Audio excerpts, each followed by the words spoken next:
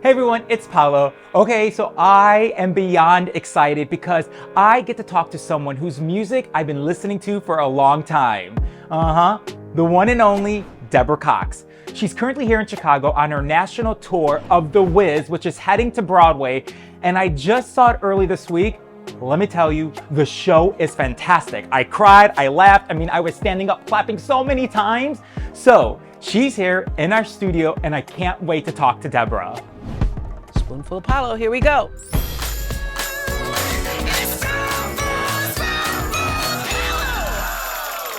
Are you ready? Are you good? Oh yeah, Yeah? I'm good. She's like, yeah, I was okay. like, ready If you're ready, I'm for- ready then. Yeah. Yeah, I'm ready. I want to thank you so much for being a guest on A Spoonful of Paolo. We're so honored to have you in our studio. Thank you. We love you. We admire you. So thank you, thank you, thank you. Thank you for having me. This is really exciting, and I'm loving this setup. I want to know the story behind every piece of furniture in here. He designed it. He worked on it so hard. So I'm so happy you said it. So thank you. It's really, really super cool. Thank you. So And, I want to yeah. start by saying congratulations to you. Thank and I you. mean that because you're co-producing with your husband. Yes. You're starring in The Wiz. You play Glinda. We saw it earlier this week on opening night here in Chicago. Ooh. And you and the cast were phenomenal. Thank you. We had so much fun.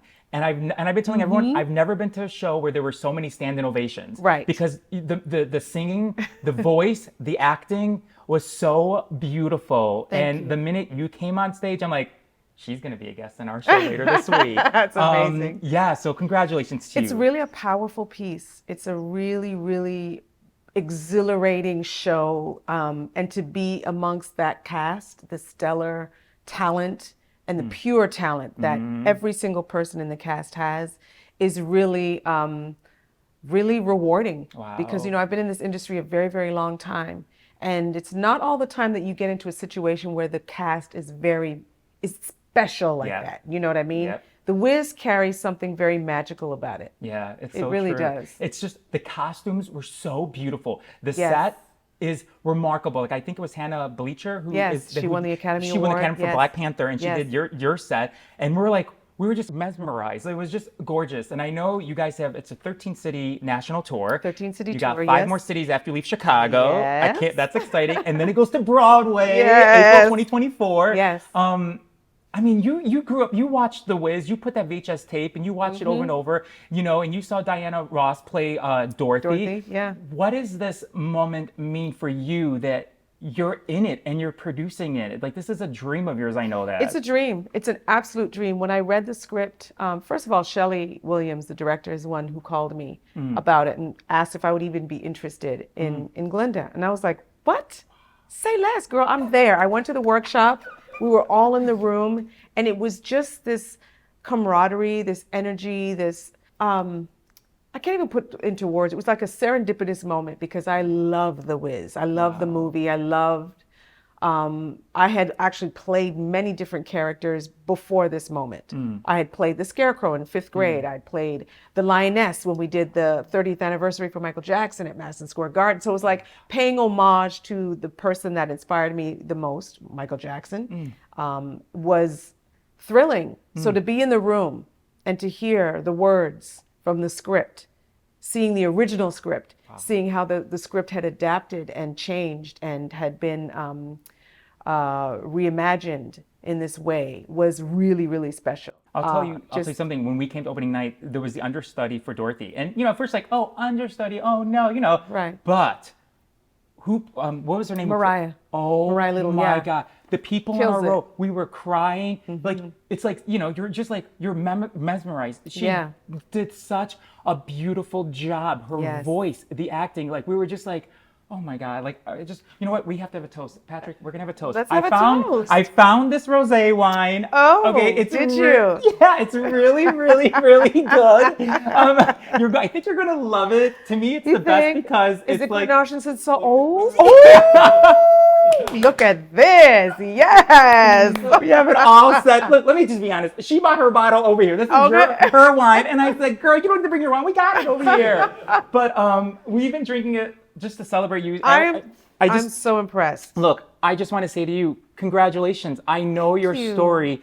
and how hard you've worked in your career and your life. And so for you to be on this tour and then to go to Broadway, that's a huge moment. And I am so proud of you, and I love you, and you inspire me. So congratulations. Thank you so much, Paolo. Yes, you're welcome. Okay, now look, I tried it, but I'll pretend like I didn't try it. Girl, this is so good because it's not too sweet. It's a little bit on the dry side. Yeah, it's like, this is a good rosé. This is what I have been trying to find for my life. People don't know, I sang background for Celine Dion. I know, for 1 year. And yeah, and we, every day off, we'd go to these vineyards. We'd go to these wine tastings. And I just had a love and a passion for red wine. Red wine is a little harsh for me vocally. Some people can do it, I can't. So it was, during COVID, I started to kind of do a deep dive in organic wines, and I found that there was not a lot of them that really tasted good. So Kazaisu was born, and we wanted to name it after our children. Your three kids? Legacy brand, yes. Kazaisu is named after Kayla, Isaiah, and Sumaya. And yes, and here, this is my fourth baby. Look, it's remarkable. I love this. I love you. I know your voice. I mean, you have a gift. I mean, you were 6 or 7 years old when you knew that your voice was different from everyone else. And then when you were 12 years old, you started doing commercial jingles. You did birthday parties, background vocals. Yes, I mean, talent shows, and all of that. What did that feel like when you were 12 years old and knowing that you had this gift that God gave you? Because to know that at 12 years old is remarkable. Right. What did that feel like? I think you have an inner, that inner voice. Yeah. Your inner spirit tells you and guides you, and you know when something is different about you. Yeah. I used to get very deeply emotional even with commercial jingles, and I think it was because it was the musical motif in a song, or it would be someone's voice that would like just resonate with me in a different way, in a vibrational way. And so it was like those moments where I would go, oh, I pick up on melodies very easily. Oh, I have an affinity for rhythm, these kind of things. And when you recognize that at a very early age, you know that it's a gift. And you know that it's something that you need to use throughout your life. And I knew very early in life what my purpose was. And I thank God that I just was fearless about it and was just like, I'm going to figure this thing out. We were poor. We didn't have a lot of money. We didn't have a lot of resources. And growing up in Toronto, there was no real support system for the music that I wanted to do. But after seeing Whitney Houston and Michael Jackson and Gladys Knight and Aretha Franklin, all these artists like doing what they do, I said, no, there's got to be a way for me to figure this thing out. Wow. So, yeah. You did one commercial jingle. Was it for Marvelous Muffins? Marvelous. How do you know this? Well, do you even? I just know because I know. But how do you know this? But do you remember even doing it? Do you remember even like? Do you remember even? You do remember it? Oh, those marvelous muffins that seem to be popping up everywhere. Yes, I remember it.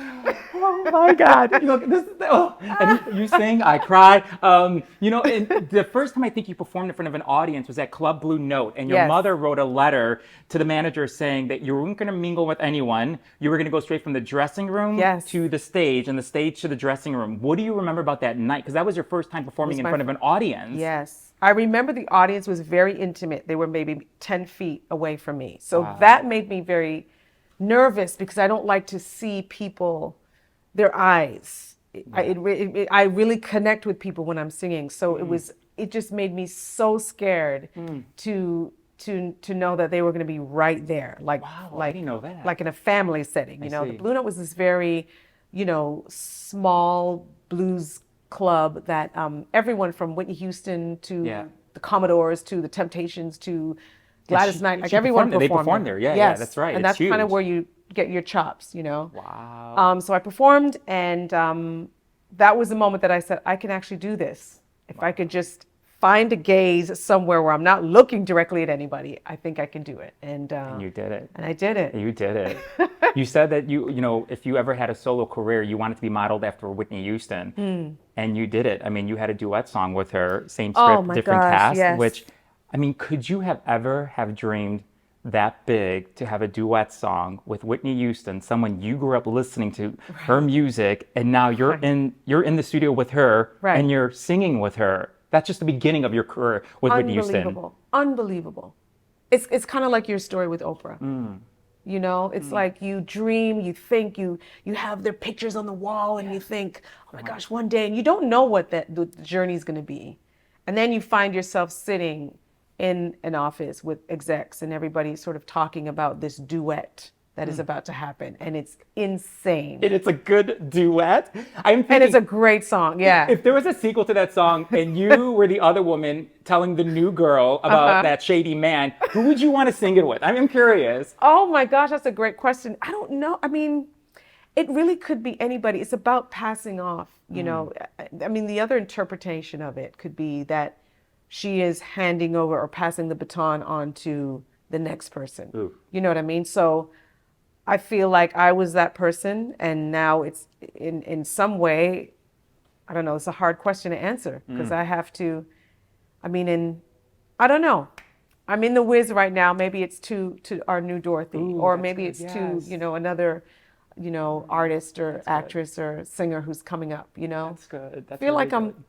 I'm carrying that with me. I remember you know? listening to your voice because you did all the songs for the Whitney Lifetime movie, which was back in 2015 that Angela Bassett directed. Yes. You also starred in The Bodyguard, the musical, like Two separate, different, completely two separate completely things. separate things. A lot of people think, oh, yeah. that was not Exactly. strategized Yes. at all. Yes, It was yes. literally just serendipitous.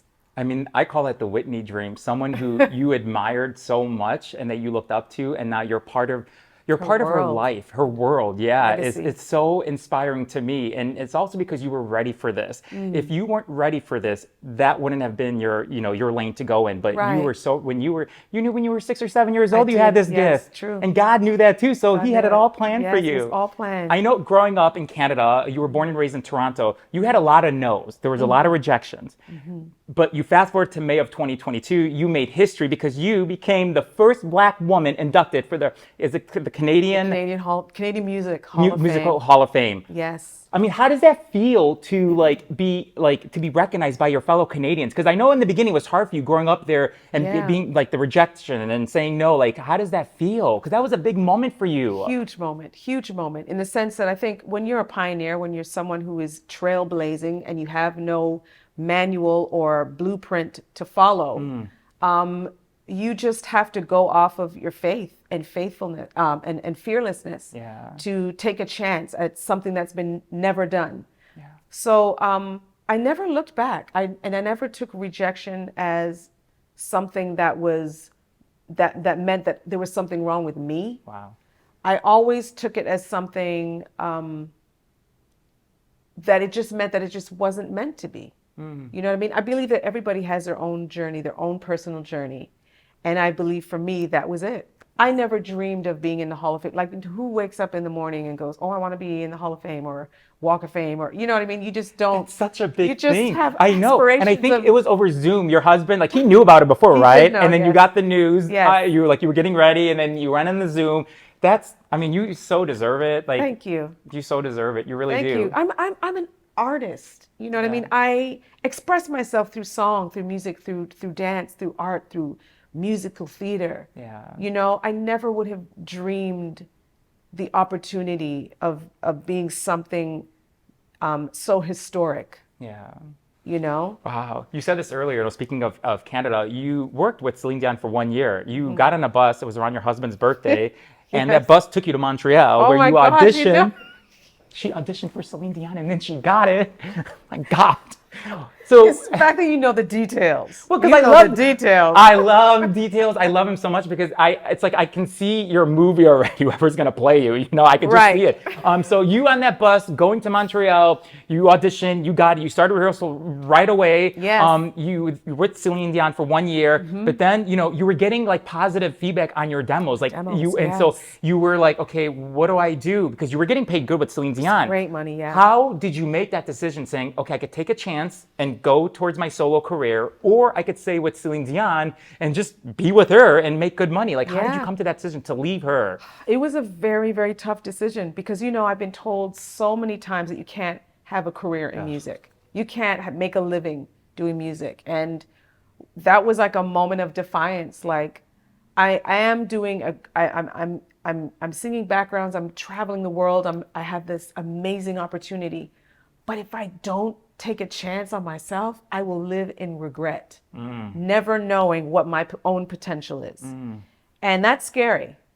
And, but I just couldn't resist. I couldn't resist the positive feedback from all these execs, from Benny Medina. Oh my God, it's huge. From Clive Davis, from all these executives that were like, we think there's something here. And they heard the songs that I'd co-written as well. Wow. Sals and I wrote these songs, and we were just like, we had to take a chance. Wow. And it paid off, because I think it's been 25 years since Yes. the one song, because I was going to say when you got in there, how did you get here? Nobody's supposed. I have to just do that, because I'm not even a singer. I'm not a singer, okay? But I just had to do that. It's been 25 years. It's amazing. I'm so glad that Patti LaBelle, right, who said... Yes, she turned it down. She turned it down, and then Faith Evans, didn't go to Faith Evans. Right. And it came to you. I love them so much, but I'm so glad that was your song that you got to sing, because it was life-changing for everyone, especially for the LGBTQIA community. Yes. Life-changing. Aren't you glad they turned it down? I'm so glad. Thank you, guys. I thank you. I see Patti, and she does it in her shows sometimes. Yeah, she does. I've seen. I love that it's a song that has transcended decades.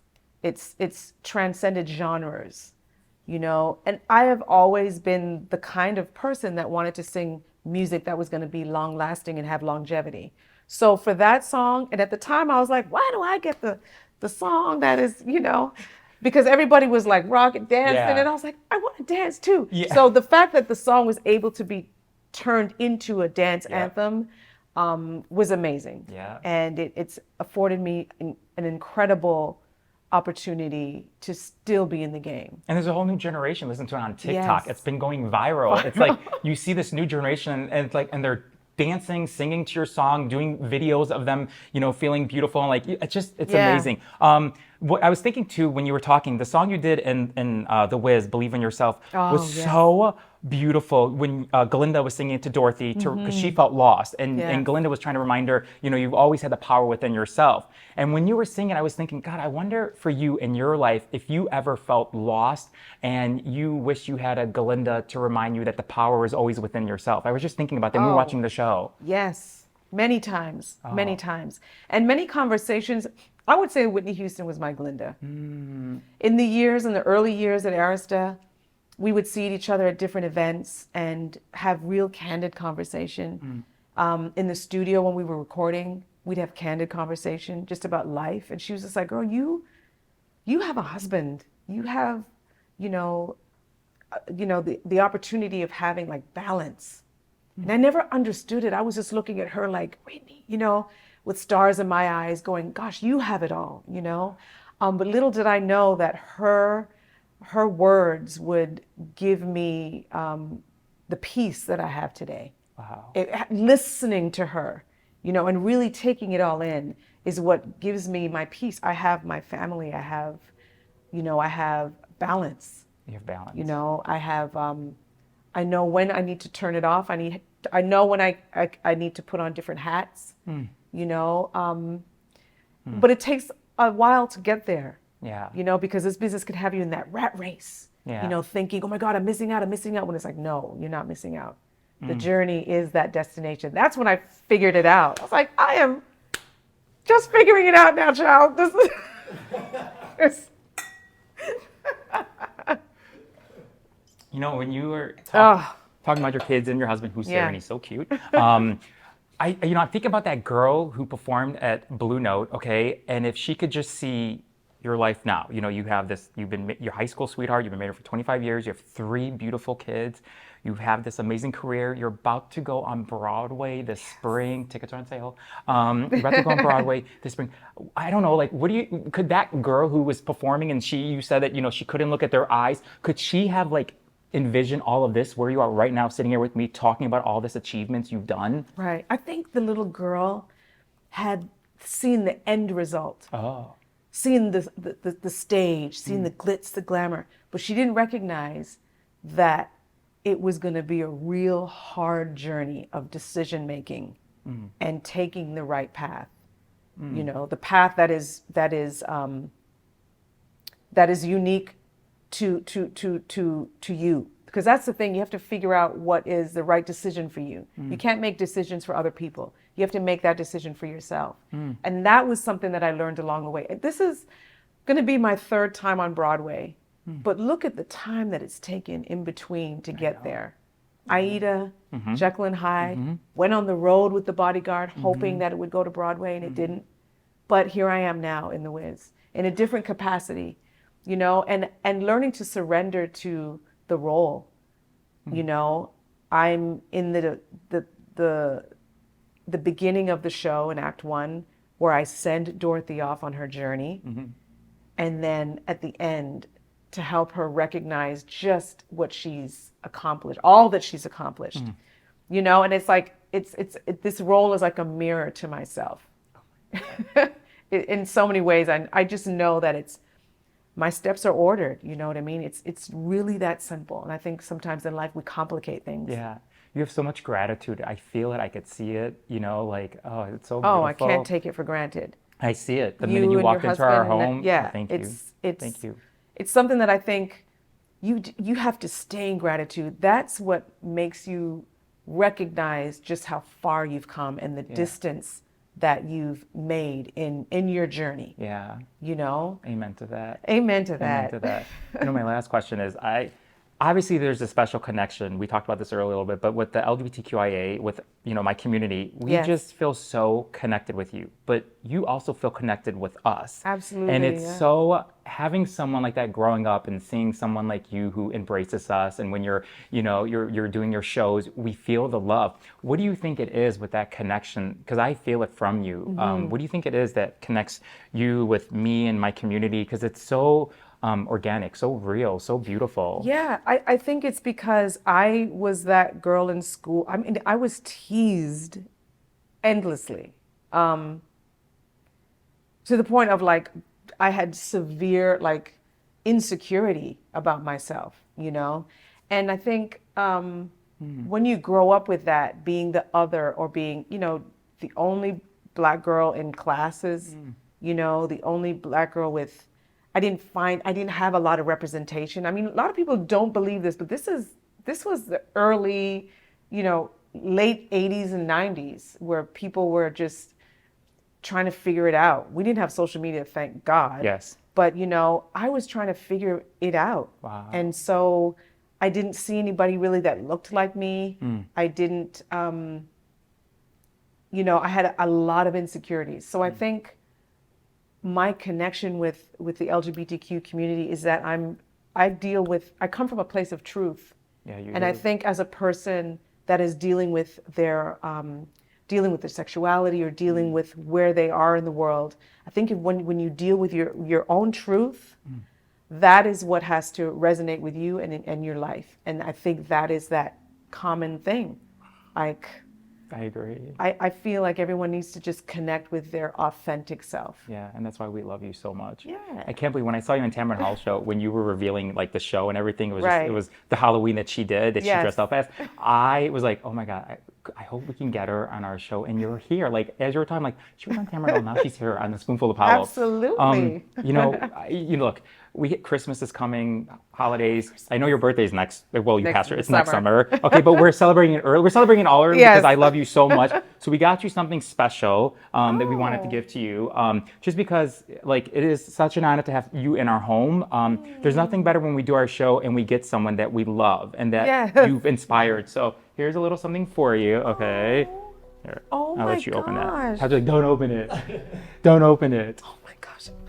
Kind of goes with Glinda the Good Witch. Like, it just kind of, you'll see. Yeah. My gosh.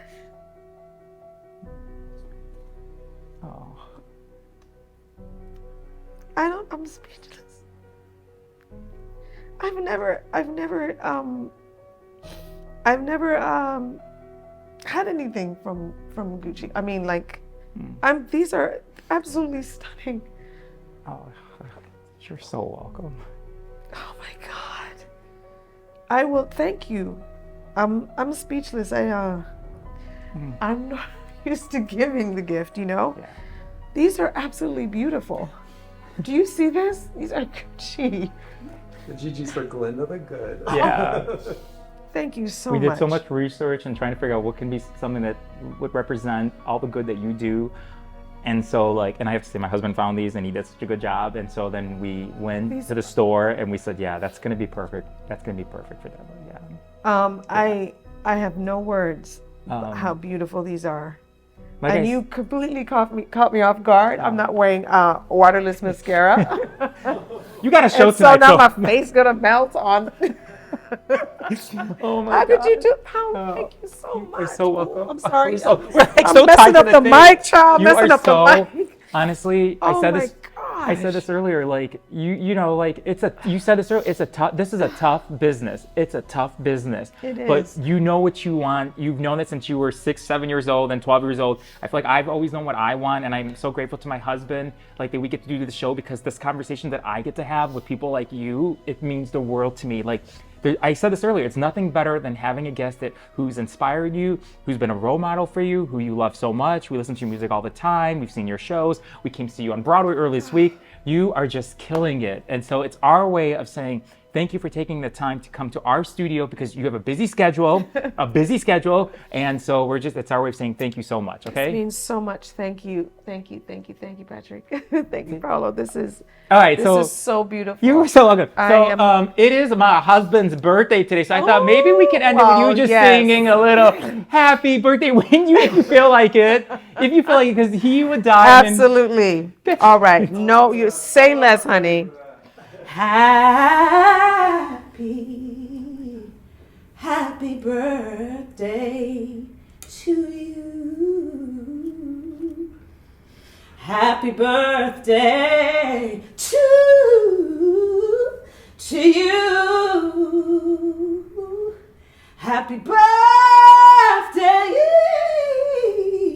Happy birthday, dear Patrick. Happy birthday. Hope it's a blessed birthday. Happy birthday to you. Oh my God, thank you. Oh man. We're all in tears. This was not supposed to happen. Oh my gosh. Okay, What are you doing I just to want to me? say, Oh. from the bottom of my heart, thank you so much. Thank It has been an you. honor and a privilege to what be an here absolute sitting with pleasure. you. I'll never forget this. Thank you. You made my husband's birthday extra special today. This was a gift that we are forever grateful to you. Oh, thank and to you. your beautiful Oh, husband, thank okay? you. Yeah, Thank you, okay. thank Thank you you. guys. All right, give us a thumbs up. Don't forget, you can catch The Wiz. It's going to Broadway. Like I said, tickets are on sale, right? They're on Tickets sale, are on yes. sale. So go get your ticket. I'm telling you, the cast is phenomenal. You're going to have so much fun. You're going to cry. You're going to laugh. You're going to do it all. So Yes. thank you guys. And Check a big it thank out. you to you. Mwah. Okay? Thank you. Bye. Happy birthday. I love you. Happy Bye, birthday. everyone. Yay. We did it. Oh my God. We did it. Oh, wow.